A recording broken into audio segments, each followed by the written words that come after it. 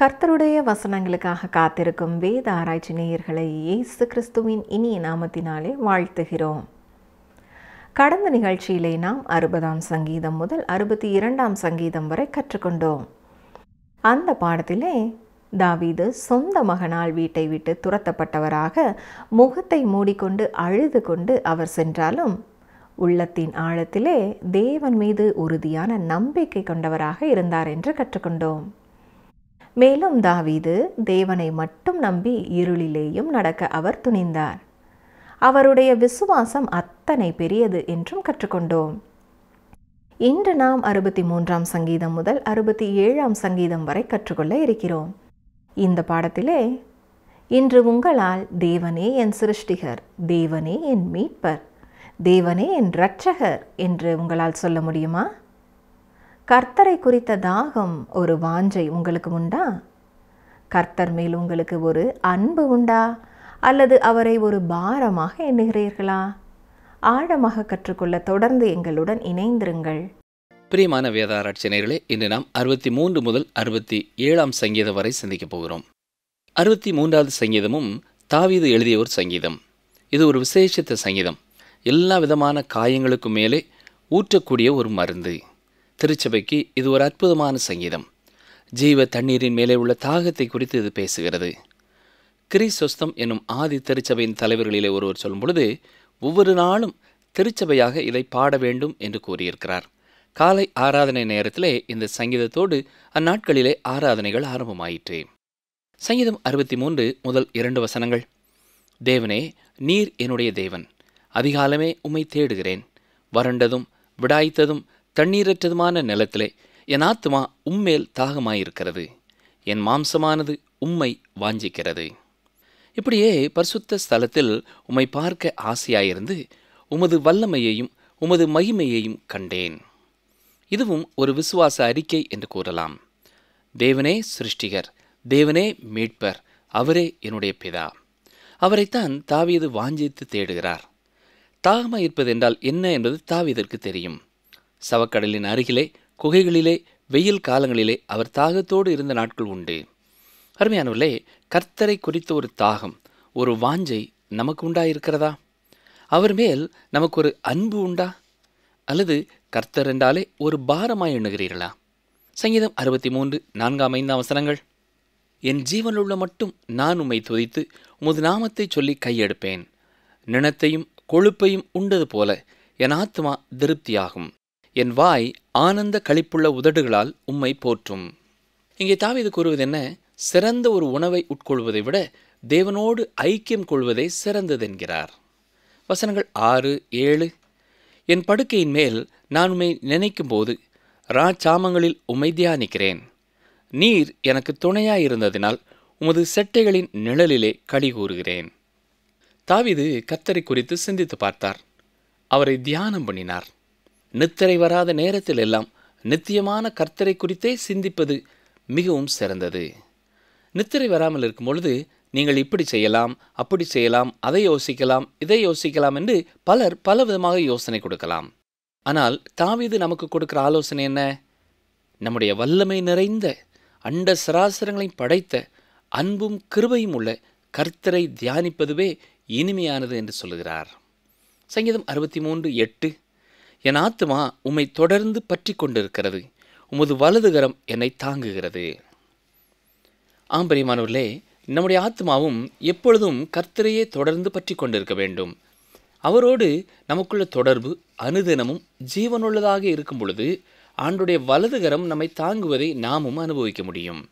ஆதி திருச்சபையிலே ஒவ்வொரு நாள் காலை ஆராதனையிலேயும் இந்த சங்கீதம் பயன்படுத்தப்பட்டிருக்கிறது. இப்பொழுது நாம் 64ஆம் சங்கீதத்திற்குள்ளே கடந்து செல்வோம். இந்த உலகத்திலே தீமை வெற்றி பெறுவது போல தெரியலாம். இருந்தாலும் அவர்களையும் கர்த்தர் நியாயத்திலே கொண்டு வருவார். இந்த சங்கீதத்திற்கும் தாவீதினுடைய வாழ்க்கையிலே ஒரு குறிப்பிட்ட சூழ்நிலையை நாம் பார்க்கலாம்.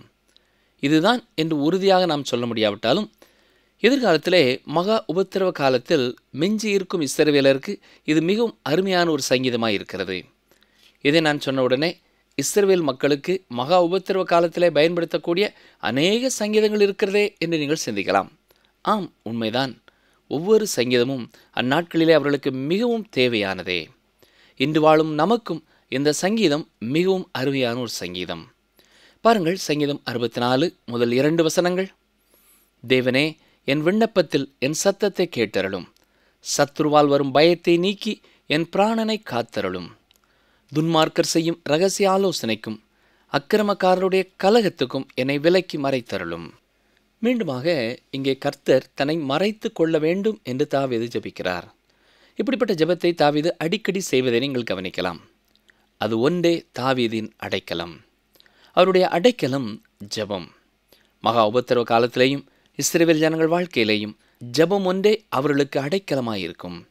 இந்த சங்கீதத்தின் இறுதியிலேயும் தேவன் மேல் தனக்கு இருக்கிற உறுதியான நம்பிக்கையை தாவீது வெளிப்படுத்துகிறார். தாவீதின் ஒரே நம்பிக்கை கர்த்தரே. கவனியங்கள், வாசிக்கிறேன். சங்கீதம் 64 7 முதல் 10 வரை. ஆனாலும் தேவன் அவர்கள் மேல் அம்புகளை எய்வார், சடுதியாய் அவர்கள் காயப்படுவார்கள். அவர்கள் தள்ளப்பட்டு கீழே விழும்படி அவர்கள் நாவுகளே அவர்களை கெடுக்கும். அவர்களை காண்கிற யாவரும் ஓடி போவார்கள். எல்லா மனுஷரும் பயந்து தேவனுடைய செயலை அறிவித்து அவர் கிரியையை உணர்ந்து கொள்வார்கள்.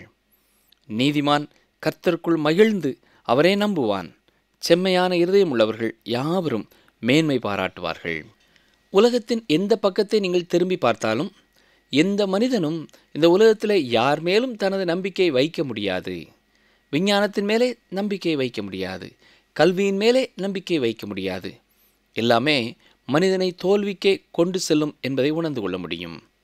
தாவீது அன்று செய்த அதே காரியத்தை தான் நாம் செய்ய வேண்டும். அதே காரியத்தை தான் எதிர்காலத்திலே மகா உபத்திரவ காலத்திலே விசுவாசிகளான யூதர்களும் செய்ய வேண்டும்.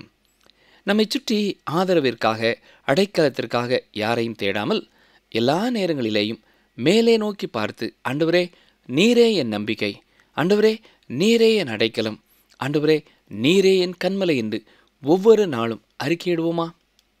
சங்கீதம் 65 பார்ப்போம். 65, 66 சங்கீதங்கள் 1000 வருட அரசாட்சியின் காலத்து பாடல்கள் என்று சொல்லப்படுகிறது. இது ஒரு மீட்பின் சங்கீதம் என்று சொல்லலாம். அப்போஸ்தலர் நடபடியின் புத்தகம் 3ஆம் அதிகாரம் 21ஆம் வசனத்தை பாருங்கள். உலக தோற்றம் முதல் தேவன் தம்முடைய பரிசுத்த தீர்க்கதரிசிகள் எல்லாருடைய வாக்கினாலும் உரைத்தவைகள் எல்லாம் நிறைவேறி தீரும் காலங்கள் வருமளவும் பரலோகம் அவரை ஏற்றுக்கொள்ள வேண்டும். எல்லாம் நிறைவேறி தீரும் காலம் என்று சொல்வதனாலே எல்லாரும் ரட்சிக்கப்பட போகிறார்கள் என்பதல்ல. இந்த எல்லாம் என்று சொல்லப்படுவது என்ன? இவையெல்லாம் மீட்டு எடுக்கப்பட போகிறது. பிலிப்பியர் 3ஆம் அதிகாரம் 8ஆம் வசனத்திலே பவுல் அப்போஸ்தலன் சொல்லும் பொழுது எல்லாவற்றையும் நஷ்டம் என்று எண்ணிக்கொண்டிருக்கிறேன் என்று கூறியிருக்கிறார். அப்படி சொல்வதனாலே இந்த உலகத்தில் உள்ள எல்லா காரியத்தையுமா பவுல் கூறினார்? இல்லை. எனவே இங்கேயும் எல்லா காரியமும் என்று சொல்வதும் தொடர்ந்து வருகிற வசனங்களிலே தெளிவுபடுத்தப்பட போகிறது. அதாவது இஸ்ரவேல் ஜனங்கள் மீட்டு எடுக்கப்படுவதை குறித்து தீர்க்கதரிசிகள் கூறியிருக்கிறார்கள். எனவே அந்த காலகட்டத்தை தான் இது குறிப்பிடுகிறது. சங்கீதம் 65:1 பாருங்கள். தேவனே, சீயோனில் உமக்காக துதியானது அமைந்து காத்திருக்கிறது, பொருத்தனை உமக்கு செலுத்தப்படும். சீயோன் என்பது பரலோக சீயோனை குறித்து சொல்லவில்லை, பூமியில் உள்ள சீயோனை குறித்து கூறுகிறது. இன்றும் சீயோனுக்கு செல்வீர்கள் என்றால் சீயோன் மலைக்கு போகும் பாதைக்கு ஒரு வழிகாட்டி பெயர் பலகை வைக்கப்பட்டிருக்கிறதாம். சீயோன் என்று தாவீது சொல்லும் பொழுதும் அந்த இடத்தை தான் அவர் குறிப்பிடுகிறார். சங்கீதம் 65:4 உம்முடைய பிரகாரங்களில் வாசமாயிருக்கும்படி நீர் தெரிந்து கொண்டு சேர்த்து கொள்ளுகிறவன் பாக்கியவான். உம்முடைய பரிசுத்த ஆலயம் ஆகிய உமது வீட்டின் நன்மையால் திருப்தியாவோம். மீட்கப்பட்ட ஜனங்களாக அவர்கள் தங்கள் சந்தோஷத்தை வெளிப்படுத்துகிறார்கள்.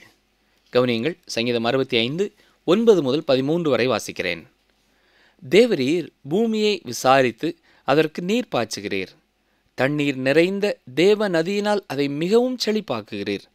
இப்படி நீர் அதை திருத்தி அவர்களுக்கு தானியத்தை விளைவிக்கிறீர். அதன் வரப்புகள் தணியத்தக்கதாய் அதன் படைச்சார்களுக்கு தண்ணீர் இறைத்து அதை மழைகளால் கரைய பண்ணி அதன் பயிரை ஆசீர்வதிக்கிறீர். வருஷத்தை உம்முடைய நன்மையால் முடிசூட்டுகிறீர். உமது பாதைகள் நெய்யாய் பொழிகிறது, வனாந்தர தாவரங்களிலும் பொழிகிறது. மேடுகள் சுற்றிலும் பூரிப்பாயிருக்கிறது. மேய்ச்சலுள்ள வெளிகளில் ஆடுகள் நிறைந்திருக்கிறது. பள்ளத்தாக்குகள் தானியத்தால் மூடியிருக்கிறது. அவைகள் கம்பீரித்து பாடுகிறது. கவனித்தீர்களா? எல்லாமே பாடுகிறது. இதுதான் பிரியமானவர்களே 1000 வருட அரசாட்சியின் ஒரு காட்சி. அந்த காலகட்டங்களிலே தான் வனாந்தரத்திலே செழிப்பும் பூமி எங்கும் சமாதானமும் சந்தோஷமும் இருக்கும். 66ஆம் சங்கீதமும் ராக தலைவனுக்கு ஒப்புவிக்கப்பட்ட ஒரு சங்கீதம்தான். தாவீதால் தான் இதுவும் எழுதப்பட்டது என்று சொல்லப்படாவிட்டாலும் இந்த சங்கீதத்தையும் தாவீது எழுதியிருக்கலாம். சரித்திர பின்னணியம் எதுவும் நமக்கு கொடுக்கப்படவில்லை. ஏன் இந்த பாடலை தாவீது எழுதியிருக்கலாம் என்று சிலர் யோசிக்கிறார்கள். இது தேவனை துதித்து புகழ்ந்து பாடும் ஒரு பாடல், ஒரு அருமையான ஆராதனை பாடல். குறிப்பாக ஒரு வசனத்தை வாசிக்கிறேன். சங்கீதம் 66:8, ஜனங்களே நம்முடைய தேவனை ஸ்தோத்திரித்து அவரை துதிக்கும் சத்தத்தை கேட்க பண்ணுங்கள். இஸ்ரவேல் ஜனங்கள் தங்கள் தேசத்தை மீண்டுமாக பெற்றுக்கொள்ளும் பொழுது அவர்கள் பாடப்போகிறார்கள். எப்படி பழைய காலங்களிலே பலிகளை செலுத்தும் பொழுது கிறிஸ்துவின் வருகையை அது சித்தரித்ததோ, அதுபோல கிறிஸ்து வந்ததை குறித்து எதிர்காலத்திலேயும் அவர்கள் சிந்தித்து அவர்கள் பலிகளை செலுத்துவார்கள். ஒவ்வொரு ஆட்டுக்குட்டியும் உலகத்தின் பாவத்தை சுமந்து தீர்க்கிற ஆட்டுக்குட்டியை சுட்டி காட்டுகிறதா இருக்கிறது. 16ஆம் வசனத்திலே, தேவனுக்கு பயந்தவர்களே நீங்கள் எல்லாரும் வந்து கேளுங்கள் என்று கர்த்தர் தனது ஆத்மாவிற்கு செய்த நன்மைகளை சாட்சியாய் சொல்லும்படியாக அழைக்கிறார். தேவனை கூப்பிடும் பொழுதும் அவரை நாம் புகழும் பொழுதும் நம்முடைய இருதயம் சுத்தமாய் இருக்கிறதா என்பதை குறித்து நாம் கவனமாய் இருக்க வேண்டும். சுத்திகரிக்கப்படாத, மன்னிப்பின் நிச்சயத்தை பெற்றுக்கொள்ளாத, மற்றவர்களை மன்னிக்காத இருதயத்தோடு கூட அவரை பாடினாலும் அதில் பயனில்லை, ஜெபித்தாலும் பயனில்லை. பாருங்கள், சங்கீதம் 66:18, என் இருதயத்தில் அக்கிரம சிந்தை கொண்டிருந்தேனானால் ஆண்டவர் எனக்கு செவி கொடார். கர்த்தர் தனது ஜனத்திற்கு பதில் கொடுத்தபடியினாலே நம்பிக்கையோடு கூட 20ஆம் வசனத்திலே, என் ஜெபத்தை தள்ளாமலும் தமது கிருபையை என்னை விட்டு விலக்காமலும் இருந்த தேவனுக்கு ஸ்தோத்திரம் உண்டாவதாக என்று சொல்லி முடிக்கிறார். நாமும் அப்படி கூறக்கூடும் என்றால் அது எத்தனை சிறந்ததாக இருக்கும் இல்லையா? சரி, தொடர்ந்து 67ஆம் சங்கீதத்தையும் பார்ப்போம். 1000 வருட அரசாட்சியை குறித்த ஸ்தோத்திர பாடல் என்று நாம் இதை கூறலாம். தீர்க்க தரிசன கருத்தை கொண்ட ஒரு சிறிய சங்கீதம். இதில் 7 அடிகள் தான் இருக்கின்றன. வேத புத்தகத்திலே எண்கள் வரும்பொழுது அதிலே ஒரு அர்த்தம் இருக்கிறது என்பதை நாம் புரிந்து கொள்வோம். 7 என்பது பூரணமான என்று சொல்ல முடியாது, முழுமையான என்று சொல்லலாம். ஆனால் பொதுவாக முழுமை என்றாலே அது பூரணமானது என்பதும் உள்ளடங்கியதாய் இருக்கிறது. இந்த சங்கீதம் பூமியை குறித்த தேவனுடைய நோக்கத்தையும் இறுதியான விருப்பத்தையும் வெளிப்படுத்துகிறது. தேவனுடைய ராஜ்யத்தை குறித்த ஒரு உன்னதமான சங்கீதம். 67ஆம் சங்கீதம் ஒரு தீர்க்க தரிசன சங்கீதம். இந்த காலத்தை கடந்து ராஜ்யத்தின் காலத்தை அது நோக்கி பார்க்கிறது. 1000 வருட அரசாட்சியின் காலத்திலே மாற்றம் பெற்ற ஒரு உலகத்தை நீங்களும் காணலாம். புதுப்பிக்கப்பட்ட உலகத்தை நீங்கள் பார்க்கலாம். தேவனால் ஆசீர்வதிக்கப்பட்ட ஒரு உலகமாக அது இருக்கும். உலகம் முழுவதிலும் உள்ளவர்கள் அவருக்கு பயந்திருப்பார்கள். சாபம் அகற்றப்பட்டிருக்கும். ஒவ்வொருவருமே தேவனுக்கு துதி பாடல்களை பாடக்கூடியவர்களாயிருப்பார்கள். தேவன் எங்களை ஆசீர்வதிப்பார் என்பது 3 முறை இந்த சங்கீதத்திலே வருகிறது. துதிப்பார்களாக என்பது 4 முறை வருகிறது. இந்த சங்கீதத்திலே 3 நபர்கள் அல்லது 3 குழுக்கள் கூறப்பட்டிருக்கிறது. முதலாவதாக தேவன் 15 முறை குறிப்பிடப்பட்டிருக்கிறார். திருத்துவத்தையும் நாம் அங்கே பார்க்கலாம். இரண்டாவதாக எங்களை என்பது இஸ்ரவேல் மக்களை குறிக்கிறது. இது 6 முறை சொல்லப்பட்டிருக்கிறது. ஜாதிகள் என்பது 9 முறை சொல்லப்பட்டிருக்கிறது. இது யூதர் அல்லாத மற்ற ஜனங்களை குறிக்கிறது.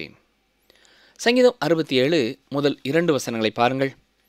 தேவனே, பூமியில் உம்முடைய வழியும் எல்லா ஜாதிகளுக்குள்ளும் உம்முடைய இரட்சணியமும் விளங்கும்படியாய் தேவரீர் எங்களுக்கு இறங்கி எங்களை ஆசீர்வதித்து உம்முடைய முகத்தை எங்கள் மேல் பிரகாசிக்க பண்ணும்.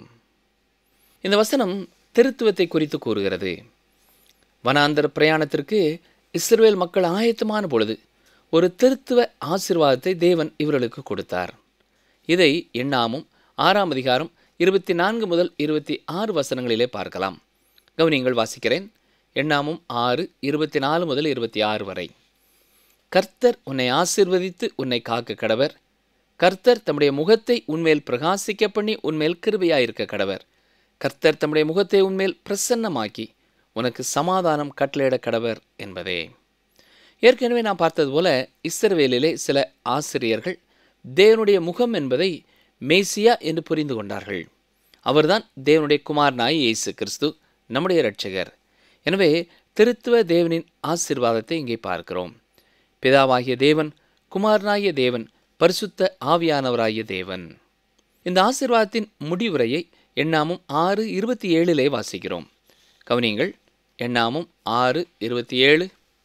இவ்விதமாய் அவர்கள் என் நாமத்தை இஸ்ரவேல் புத்திரர் மேல் கூற கடவர்கள், அப்பொழுது நான் அவர்களை ஆசீர்வதிப்பேன் என்று சொல் என்றார். ஆரோனின் ஆசீர்வாதம் 1000 வருட அரசாட்சியிலே நிறைவேற்றப்படுகிறது. இஸ்ரவேல் மக்கள் மீண்டுமாக பூமியிலே வந்து குடியேறும் வரை உலகத்திற்கு ஆசீர்வாதம் இல்லை. கர்த்தர் அவர்களை தங்கள் தேசத்திலே வைக்கும் பொழுது அது நிச்சயமாகவே நிறைவேறும். ஏசாயா தீர்க்கதரிசியின் புத்தகம் 49 அதிகாரம் 13 வசனத்திலே சொல்லப்பட்டிருப்பது அன்று நிச்சயமாய் நிறைவேறும். கவனியங்கள், வாசிக்கிறேன். ஏசாயா 49:13. வானங்களே கெம்பீரித்து பாடுங்கள், பூமியே களிகூறு, பர்வதங்களே கெம்பீரமாய் முழங்குங்கள். கர்த்தர் தம்முடைய ஜனத்துக்கு ஆறுதல் செய்தார், சிறுமைப்பட்டிருக்கிற தம்முடையவர்கள் மேல் இரக்கமாயிருப்பார். இஸ்ரவேல் ஜனங்களை குறித்தும் கர்த்தர் இதைத்தான் கூறுகிறார். சங்கீதம் 67:3-4 வசனங்கள். தேவனே, ஜனங்கள் உம்மை துதிப்பார்களாக, சகல ஜனங்களும் உம்மை துதிப்பார்களாக. தேவரீர் ஜனங்களை நிதானமாய் நியாயம் தீர்த்து பூமியில் உள்ள ஜாதிகளை நடத்துவீர். ஆதலால் ஜாதிகள் சந்தோஷித்து கெம்பீரத்தோടെ மகிழ கடவர்கள். இது ஆபிரகாமுக்கு கொடுத்த மிக அற்புதமான ஒரு வாக்குத்தத்தம். ஆதியாகமம் 12:3 வசனங்களை வாசித்து பாருங்கள். எல்லா ஜாதிகளுக்கும் உன்னை நான் ஆசீர்வாதமாக்குவேன் என்று கூறியிருக்கிறார். இயேசு கிறிஸ்து முதல் முறை வரும்பொழுதே யூதர்கள் மூலமாகத்தான் ரட்சிப்பு என்பதை கூறினார். அவருடைய 2வது வருகையிலே பூமி முழுவதும் மாற்றம் பெறப் போகிறது. அந்த காலத்திலே தான் அநேகர் ரட்சிக்கப்படுவார்கள். 1000 வருட அரசாட்சியின் காலத்திலே தான் இந்த சங்கீதம் உண்மையாகிறது. ஏசாயா 66:19 வசனத்தை கவனியுங்கள். நான் அவர்களில் ஒரு அடையாளத்தை கட்டளையிடுவேன். அவர்களில் தப்பினவர்களை என் கீர்த்தியை கேளாமலும் என் மகிமையை காணாமலும் இருக்கிற ஜாதிகளின் தேசங்களாகிய தர்ஷீசுக்கும் வில்வீரர் இருக்கிற பூலுக்கும் லூதுக்கும் தூபாலுக்கும் யாவானுக்கும் தூரத்திலுள்ள தீவுகளுக்கும் அனுப்புவேன். அவர்கள் என் மகிமையை ஜாதிகளுக்குள்ளே அறிவிப்பார்கள். ஆம் பிரியமானவர்களே, உலகமே மாற்றத்தை பெற்றுக்கொள்ளும் காலம் வருகிறது. சங்கீதம் 67:5. தேவனே, ஜனங்கள் உம்மை துதிப்பார்களாக, சகல ஜனங்களும் உம்மை துதிப்பார்களாக. தேவனுடைய குறிக்கோள் என்ன? இஸ்ரவேல் ஜனங்களை அவர்களுடைய தேசத்திலே கொண்டு வந்து வைப்பது மட்டுமா அவருடைய நோக்கம்? இல்லை பிரியமானவர்களே. ரோமர் 11:25 மிக தெளிவாய் சொல்கிறது. வாசிக்கிறேன். ரோமர் 11:25. மேலும் சகோதரரே, நீங்கள் உங்களையே புத்திமான்கள் என்று எண்ணாதபடிக்கு ஒரு இரகசியத்தை நீங்கள் அறிய வேண்டும் என்று இருக்கிறேன். அதென்னவெனில், புறஜாதியாருடைய நிறைவு உண்டாகும் வரைக்கும் இஸ்ரவேலரில் ஒரு பங்குக்கு கடினமான மனதுண்டாயிருக்கும். இந்த கடின மனது எவ்வளவு காலம் உண்டாகும்? புறஜாதியாருடைய நிறைவு உண்டாகும் வரைக்கும். சங்கீதம் 67:6-7 வசனங்கள். பூமி தன் பலனை தரும், தேவனாயங்கள் தேவனே எங்களை ஆசீர்வதிப்பார், தேவன் எங்களை ஆசீர்வதிப்பார், பூமியின் எல்லைகள் எல்லாம் அவருக்கு பயந்திருக்கும். பாவத்தின் சாபம் இந்த பூமியை விட்டு நீக்கப்படும். ஊழியத்தை செய்வதனுடைய முக்கியமான நோக்கம் அல்லது முக்கியமான குறிக்கோள் என்ன என்று உங்களை கேட்பேன் என்றால் உங்கள் விடை எதுவாக இருக்கும்? சிலர் ஆத்தும ஆதாயம் செய்வதுதான் நோக்கம் என்று கூறலாம். ஆத்தும ஆதாயம் செய்வது மட்டும் ஊழியத்தின் நோக்கம் அல்ல.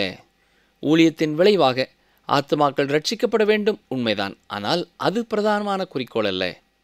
இன்னும் ஒருவர் இப்படியாக சொல்லலாம். இயேசு கிறிஸ்துவின் கட்டளைக்கு கீழ்ப்படியும்படியாக நாம் சகல ஜாதிகளுக்கும் சுசேஷத்தை பிரசங்கிக்க வேண்டும் என்று சொல்லலாம். நாம் கர்த்தருடைய சுசேஷத்தை எல்லாருக்கும் பிரசங்கிக்க வேண்டும். இது உண்மையாக இருந்தாலும் ஊழியத்தின் முக்கியமான நோக்கம் அது அல்ல. இப்பொழுது மீண்டும் 67 சங்கீதம் 5 வசனத்தையும் 7 வசனத்தையும் சேர்த்து வாசிக்கிறேன். கவனியுங்கள். தேவனே, ஜனங்கள் உம்மை துதிப்பார்களாக, சகல ஜனங்களும் உம்மை துதிப்பார்களாக. தேவன் எங்களை ஆசீர்வதிப்பார், பூமியின் எல்லைகளெல்லாம் அவருக்கு பயந்திருக்கும்.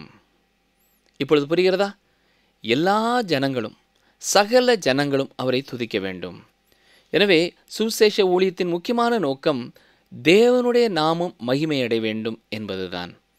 இந்த உலகத்திலே எந்த ஒரு ஊழியம் செய்யப்பட்டு கொண்டு இருந்தாலும் இதுவே குறிக்கோளாக இருக்க வேண்டும். தேவனுடைய நாமம் மகிமைப்படும் பொழுது தொடர்ந்து எல்லாம் வருகிறது. நீங்கள் பங்கு பெறும் ஊழியத்திலே குறிக்கோள் தேவனுடைய நாமம் மகிமைப்பட வேண்டும் என்பதாயிருக்கிறதா? அல்லது வேறு நோக்கத்தோடு செய்யப்படும் ஊழியத்திலே நீங்கள் பங்குள்ளவர்களாயிருக்கிறீர்களா? எல்லா ஜனங்களும் அவரை துதிக்க வேண்டும். பூமியின் எல்லையெல்லாம் அவருக்கு பயந்திருக்க வேண்டும். ஆம் பிரியமானவர்களே, கர்த்தருடைய வார்த்தையை நாம் மக்களுக்கு கொடுக்கும் பொழுது அவர்கள் தேவனை அறிந்து அவரை மகிமைப்படுத்துகிறவர்களாய் இருக்க வேண்டும். மக்கள் ரட்சிக்கப்படும் பொழுது தேவனுடைய நாமம் மகிமைப்படுகிறது. சுசேஷம் பிரசங்கிக்கப்படும் பொழுது இவ்வாறாகவே அவருடைய நாமம் மகிமைப்படுகிறது. நம்முடைய தனிப்பட்ட வாழ்க்கையிலே தேவனுக்கு கொடுக்க வேண்டிய கனத்தையும் மகிமையையும் ஒவ்வொரு நாளும் ஒவ்வொரு சூழ்நிலையிலேயும் நாம் கொடுக்கிறோமா என்பதை சற்றே சிந்தித்து பார்ப்போம். மேலும் எந்த ஒரு கர்த்தருடைய ஊழியத்திலே நாம் ஈடுபட்டாலும், நம்முடைய நேரத்தையோ நம்முடைய செல்வத்தையோ அதற்காக செலவு செய்தாலும் அதன் விளைவாக தேவனுடைய நாமம் மகிமைப்படுகிறதா? மக்கள் கர்த்தரை இரட்சகராக கண்டுகொள்கிறார்களா? அவரை போற்றி பாடுகிறார்களா என்பதை நாம் கவனிக்க வேண்டும். ஜெபிப்போமா? எங்களை நேசிக்கிற எங்கள் அன்பின் ஆண்டவரே, நாங்கள் யார் யார் எங்கெங்கிருந்து ஜெபித்தாலும் நீர் எங்களை கவனித்து கொண்டே இருக்கிறீர். உமக்கு ஸ்தோத்திரம் செலுத்துகிறோம். ஆண்டவரே, நீர் இந்த உலகத்தை குறித்து வைத்திருக்கிற உம்முடைய மேலான நோக்கத்திற்காக உமக்கு ஸ்தோத்திரம் செலுத்துகிறோம். சகல ஜனங்களும் உம்மை துதிக்கும் காலங்கள் சீக்கிரமாய் வரத்தக்கதாக தேவரீர் எழுந்தருளி எங்களை ஆசீர்வதியும். பூமியின் எல்லைகள் எல்லாம் உமக்கு பயப்படும் பயம் உண்டாகத்தக்கதாக நீர் சீக்கிரமாய் வாரும். என் நாட்களிலே நடைபெறுகிற எல்லா ஊழியங்களையும் உம்முடைய சமூகத்தில் வைக்கிறோம். எல்லா ஊழியத்தின் இறுதியிலேயும் உம்முடைய நாமம் மகிமைப்படுகிறதாக செயல்படட்டும். உமக்கு கொடுக்க வேண்டிய கனத்தை யாராவது திருடி கொண்டு இருப்பார்கள் என்றால் அதை உணர்ந்து கொள்ளும் கிருபையை அவர்களுக்கு தாரும். எங்கள் வாழ்க்கையின் மூலமாகவும் நாங்கள் ஈடுபடும் ஒவ்வொரு ஊழியங்களின் மூலமாகவும் தொடர்ந்து உம்முடைய நாமமே மகிமைப்படட்டும். இயேசு கிறிஸ்துவின் வல்லமையுள்ள நாமத்தினாலே ஜெபிக்கிறோம் பிதாவே, ஆமேன். அன்பர்களே, இந்த நாளிலும் நாம் கற்றுக்கொண்ட சத்தியங்கள் ஆவிக்குரிய வாழ்க்கையிலே வளருவதற்கு உதவியாக இருந்திருக்குமே. ஒரு முறை திரும்பி பார்ப்போமா? 67ஆம் சங்கீதத்தில் தேவன் எங்களை ஆசிர்வதிப்பார் என்பது 3 முறை வருகிறது. துதிப்பார்களாக என்பது 4 முறை வருகிறது. இந்த சங்கீதத்திலே தேவன் என்று 15 முறை குறிப்பிடப்பட்டிருக்கிறார். இந்த சங்கீதத்திலே எங்களை என்பது இஸ்ரவேல் மக்களை குறிக்கிறது. இது 6 முறை சொல்லப்பட்டிருக்கிறது. இந்த சங்கீதத்திலே ஜாதிகள் என்பது 9 முறை சொல்லப்பட்டிருக்கிறது. இது யூதரல்லாத மற்ற ஜனங்களை குறிக்கிறது. நாம் தம்மை சுற்றி ஆதரவிற்காக, அடைக்கலத்திற்காக யாரையும் தேடாமல் எல்லா நேரங்களிலும் மேலே நோக்கி பார்த்து, ஆண்டவரே, நீரே என் நம்பிக்கை, நீரே என் அடைக்கலம், நீரே என் கன்மலை என்று ஒவ்வொரு நாளும் அறிக்கையிடுவோமா? தேவனை நாம் கூப்பிடும்போது, அவரை புகழும்போதும் நம்முடைய இருதயம் சுத்தமாக இருக்கிறதா என்பதை குறித்து கவனமாக இருக்க வேண்டும்.